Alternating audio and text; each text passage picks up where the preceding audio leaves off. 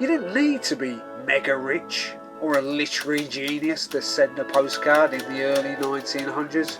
All that was required was a half-a-penny postage stamp, enough of a Sunday school education to scribble out the recipient's name and address, and patience enough to pick a postcard whose image summed up exactly what was on your mind.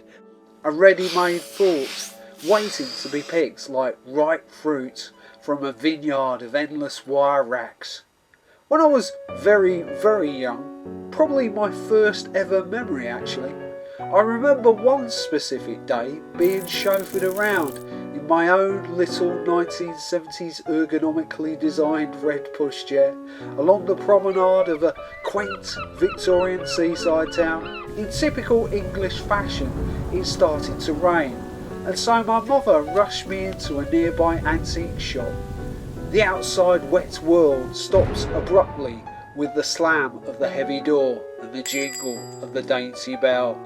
How could I possibly have foreseen that such a seemingly insignificant event would change my world forever, like the turn of a playing card in a gambler's den? My curiosity was instantly drawn to the one item in the most inaccessible region of the store, an ancient hand-carved wooden chest, and out of it slowly arose the ghostly figure of a knight, like King Arthur's sword being drawn from its stony scabbard. Some time later, when I was old enough to talk, I pointed out what my apparition had looked like to my parents in a toy shop, which seems analogous to those early days of the postcard when ordinary people, many of whom weren't particularly literate, sent each other picture cards that succinctly articulated via illustrations what they could never convey in words alone. I'm sure that seaside ghostly muse inspired me to become a collector.